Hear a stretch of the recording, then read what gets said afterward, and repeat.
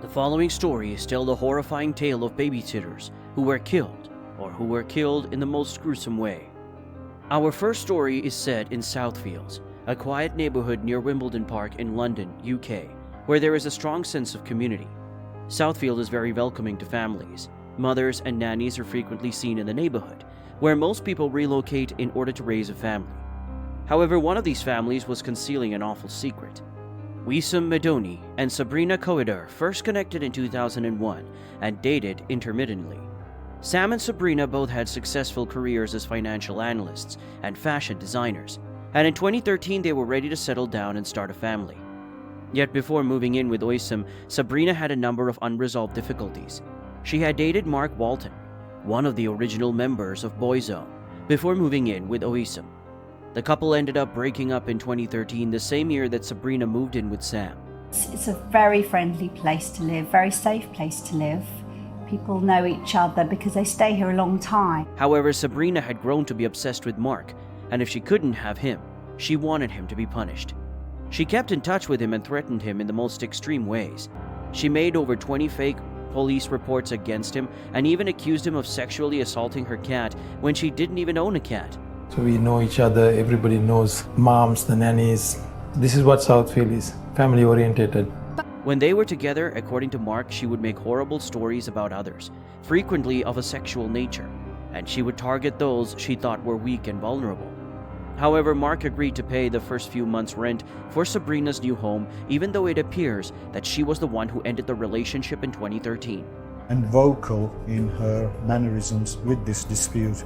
It was always probably her way or no. She was furious when he suddenly stopped. Over time, Sabrina's erratic behavior increased, and neighbors of Southfield began to take notice of her outbursts more frequently. Even though he had known Sabrina since childhood, Sam was never a reliable partner and would frequently vanish from their home for extended periods of time. However, when he was with Sabrina, Sam encouraged her paranoia and did everything he could to punish those she wanted to destroy. She appeared to him to be a volatile character and prone to mood swings, but she also had something of a hold over him. She was prone to outbursts, to shouting at random people in the street and acting in a strange and volatile manner. Unfortunately, their entire collective psychosis will spill over Sophia Leonette, a 20-year-old French woman who would become their new nanny. Sophia had studied early childhood education in France and wanted to get better at English. She didn't take the breakdown well. She wouldn't have taken the breakdown well. It's the kind of person that she is, and she became fixated on either getting him back, getting control back over him, or if she couldn't do that, getting revenge. So in January 2016, she responded to an advertisement for a job as a nanny in London. She thought that this was the ideal opportunity and that she would live with a relatively young and wealthy couple named Sabrina and Sam who lived in the peaceful Southfields. What could go wrong? Unfortunately, everything. Sophia initially appears comfortable with her job as a caregiver for Sabrina's 2 children. She was so devoted that their neighbors mistakenly believed she was a member of the family. They believed that no one would work so hard for so little pay. Sophie was reserved and rarely made friends outside of the family. It was my dream to learn French, and she offered for me to help me with that. But she did do so with Yolanta, a friend of Sabrina's. Yolanta was informed by Sabrina that she would spend a few months in the UK before moving back to France to continue her film studies. Sadly, she would never leave the country. She had a social life at all. I never seen Sophie with anyone. There's so many nannies around in Southfield. Sabrina first accused Sophia of having an affair with her ex-boyfriend Mark Walton in the summer of 2017. She only has a portion of chips and a drink, and she eats it so fast, the way she eats. Either she's not fed or she's rushing back to work. As Sophie pleaded with Sabrina to stop, she maintained, insisting that she had never even heard of Mark. She started starving her before Sam, and she began torturing her. People began to notice that Sophie was wearing the same outfits and hadn't brushed her hair for several months during this period. Now, I think that Sophie was controlled by Sabrina. She couldn't decide by herself where she can go, and I haven't even noticed that she had her own free time. Now broke, Sabrina also refused to pay Sophie's salary.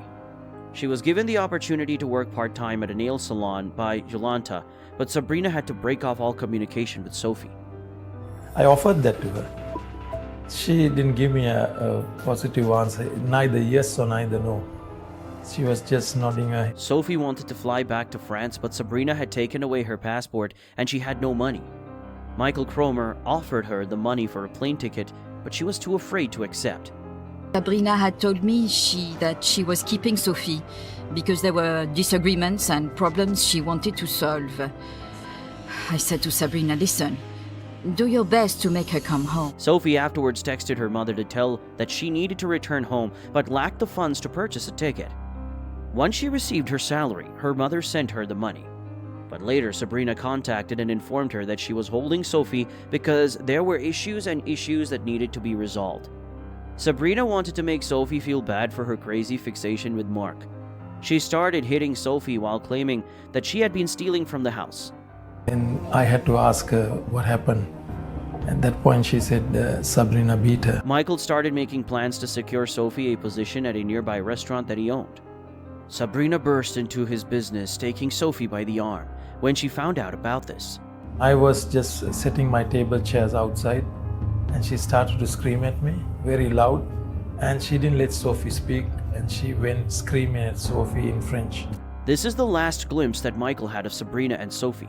He sensed something was off, but neither he nor anyone else could have predicted what Sabrina and Sam would truly do to poor Sophie. On September 19, 2017, Sabrina's neighbors observed heavy, foul-smelling smoke arising from their garden. I saw the smoke coming from the garden. It was directly on the street, so you could not see it. My husband, he went to the corner shop, and as he passed the house, he noticed the smoke. Since one of the neighbors could see Sam watching the smoke, they assumed he had already called the firefighters. However, a few minutes had elapsed before another concerned neighbor called 911. The cops shut off the road and placed a white tent over Sabrina and Sam's garden as a large fire department arrived shortly after. Understand why there was the tent there, why the police were there over a fire. It didn't make sense to us. And then we saw Sam being escorted out of the house with handcuffs. Everyone was confused. In the fire, the cops discovered a nose and several fingers. Sam was trying to cover up the scent while cooking chicken on a nearby barbecue.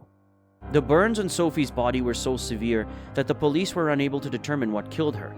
She had been abused, starved, and stabbed. At the time of her death, she also had a shattered jaw and many broken ribs. After Sam and Sabrina were taken into custody by the police, Sabrina yelled that she wasn't the one who did it. Sam was merely a broodingly silent figure. When Sophie's mother arrived at the trial, she was still having trouble accepting what had happened. It was the first time I saw them. It hurt me because they had taken my daughter. They had broken everyone's heart. And all the hurt they had done to Sophie, I could not accept. Sam and Sophie acknowledged burning Sophie. However, they both denied murdering her. Additionally, each of them accused the other of killing her when they were both asleep. But then the cops discovered an extensive number of horrifying recordings showing Sabrina and Sam questioning Sophie in the most horrifying manner imaginable. I will not leave you alone until you tell me the truth. Is this clear? Do you understand? Sabrina wanted Sophie to confess to sleeping with Mark. Sabrina repeatedly warned Sophie that she would spend the rest of her life in prison as a result of what she had done, since she believed that Mark and Sophie were not only having a relationship, but also spying on her and attempting to ruin her life. Think carefully about 40 years in prison. Close your eyes for 1 minute, okay? Imagine yourself every day in a cage like an animal. On September 18th, Sophie falsely admitted to sleeping with Mark just so that the torture would stop. Sabrina filmed her confession. Just look at what Sophie looked like on her last day. A confession was what Sabrina was looking for. She now had a reason to murder Sophie. Even if Sabrina and Sam were trying to pin the crime on one another, a neighbor overheard them both urging Sabrina to breathe while they were together in the toilet the night she died. That was a critical piece of evidence because neither one of the defendants was really telling the truth. As they once threatened Sophie, both are now facing life in prison after being accused of her murder. Sophie was a young, hopeful woman who was deceived, controlled, and subjected to such severe physical and mental abuse that she was unable to escape the House of Horrors. It's a horrible story that will follow her family for all of time. This next story takes us to Manhattan, New York in 2012. Kevin and Marina Krim lived here with their happy children. They have 3 children, Leo, age 2, Dinez, age 3, and Lulu, age 6. Because Kevin and Marina led normal busy lives in New York, they had little free time to care for their kids.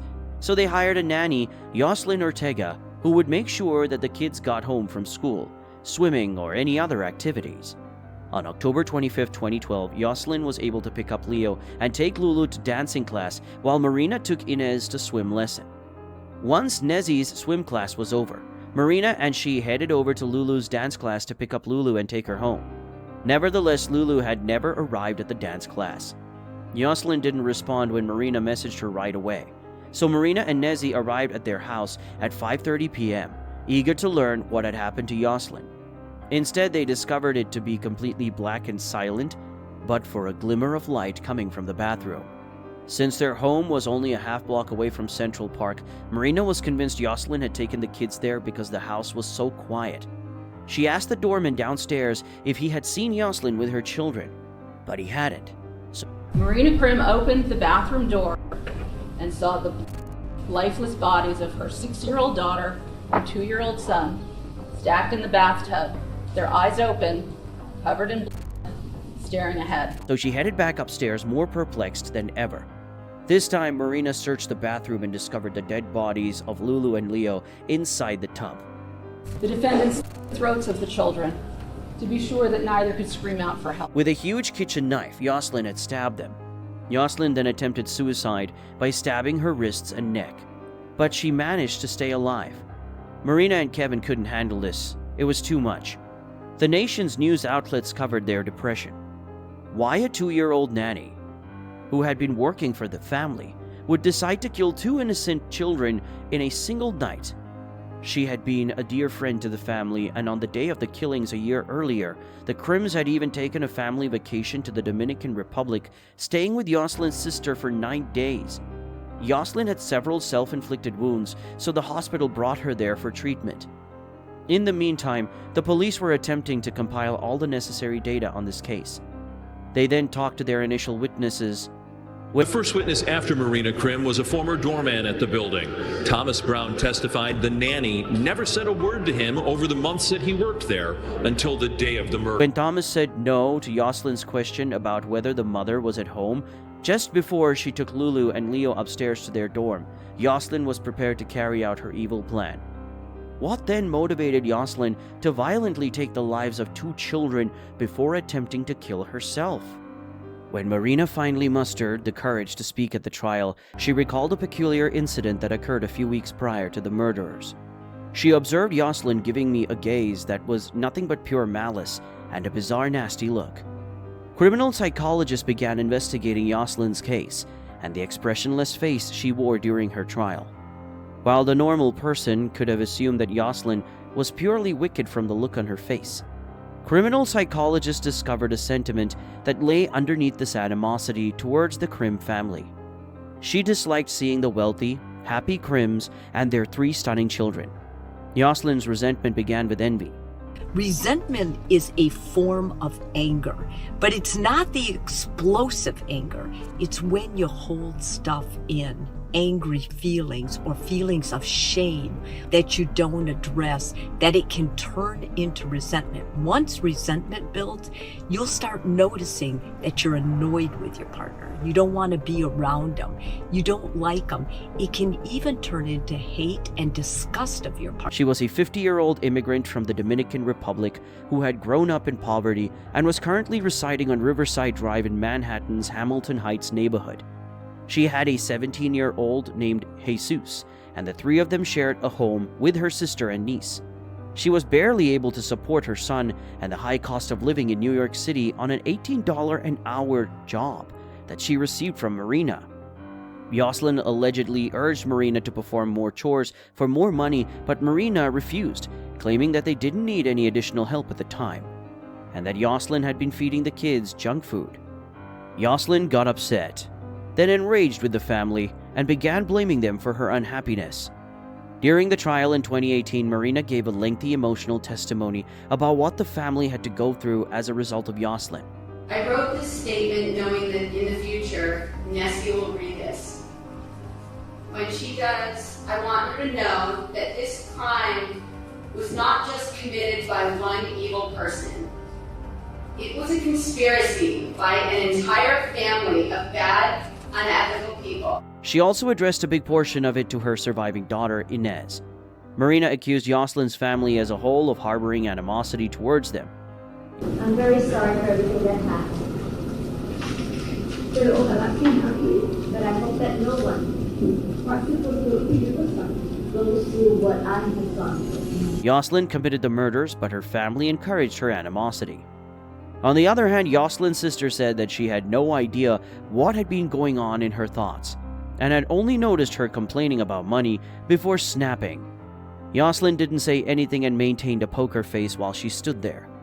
Finally, a verdict was made. Kevin was extremely angry with Jocelyn and agreed that she should suffer in prison.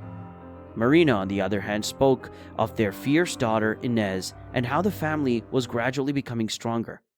For murder in the first degree, 2 counts, you're sentenced to the maximum penalty of the rest of your life in state prison, no possibility of parole. Jocelyn finally broke down in front of the devastated family and professed her regret. Jocelyn will reflect on how she shattered the lives of an innocent family for the rest of her life. Patiently and with great determination, we rebuilt our lives. My family and I, we create and build. However, the Crims are determined to find happiness again as of 2018. The Crims, who have welcomed 2 additional kids since 2012, established the Lulu and Leo Fund to support young people in the U.S. becoming more creative and socially active. The defendant is an evil and utterly dangerous narcissist and a complete failure. It is right that she should live and rot and die in a concrete and metal cage, like the ugly, dark shadow of Lulu and Leo's bright, shining light. This last story takes us all the way to Iowa State in 2019. Desiree LeBlanc, a mother and child welfare officer, was looking for a reputable daycare center for her infant daughter when she heard about Christina Williamson, who is 28 years old. Desiree conducted extensive research on Christina before hiring her because her career depended around preventing child abuse. She was a great person, a great daycare provider, that I trusted her completely. Christina's web profile appeared spotless, she was married, and it appeared that she loved children more than anything else. Desiree was quick to examine Christina's daycare, which she ran out of her own roomy home. Christina made a good impression on Desiree throughout the course of her interview and house visit. Desiree quickly hired Christina, and over the course of the following several months, Desiree's newborn girl and several other infants were placed in her care. However, there's a shocking turn of events. Christina would message Desiree to inform her that her kid had scratched herself, but the daughter wasn't the one scratching herself. So I met with Christina. Her home was immaculate. Everything was neat. There was tubs of toys, easels, ride-on toys. The basement opened up into the backyard with sliding doors, so she was able to have the kids go outside. Everything was always very neat and orderly. In addition, Christina looked after an 8-year-old boy. One day, the boy complained to Christina's husband that she had been abusive to the babies. Christina's husband had been suspecting wrongdoing for some time, but she would always deny it, so he decided to take action. He set up a hidden camera in the corner of their living room, and the footage it captured shocked him to his very core. She seemed extremely attentive. She was constantly sending photographs letting us know that everything was okay, and then if there was ever a concern, she would equally message right away and say that our daughter scratched herself on whatever, and a picture that would show us a scratch. So Christina pulls infants by the arms and heads, swats them around like toys, stuffs clothing into their mouth, and at one point, folds Desiree's daughter and presses on her torso for 90 seconds, as if to strangle her that day. Christina's soon-to-be ex-husband gave the local police the video recording. Every police officer who saw the tapes was disgusted by what they saw. Little newborns, some of them just a few months old, being thrown around, left alone for hours, and subjected to cruelty that no kid should ever endure. When Desiree received a frightening phone call, she found the information the police gave her hard to accept. Desiree's life had been turned upside down when she discovered that her own child was being mistreated without her knowledge. Christina's husband discovered what was on the tape, then he took action. Pleasant Hill Police Department then reviewed the videotape and contacted the Polk County Attorney's Office. Having spent her entire life working to end childhood abuse, she felt as if she could never again trust herself or anyone else. After being detained, Christina Williamson was eventually charged with 4 charges of endangering children and causing bodily harm, as well as 1 lesser charge of endangering children. Well, it makes you sick to see a little infant, having things done to them. They can't say anything, they can't protect themselves, they're totally unprotected, and for an adult to do that, it really upsets you. Was eventually charged with 4 charges of endangering children and causing bodily harm, as well as 1 lesser charge of endangering children. Working with her defense lawyer, Christina decided to admit guilt to the less serious offenses. With our daughter, the videos show her sleeping and Christina yanking her up by the arm and flinging her onto the floor. They show her picking her up by her head. She pushes our daughter down so that she's folded in half, and she holds her that way for about 90 seconds. She was requested to provide a detailed account of everything that was captured on camera, but she refused to fully accept what she had done. There were no justifications for Christina's actions. Desiree also had to leave her position as a child welfare officer.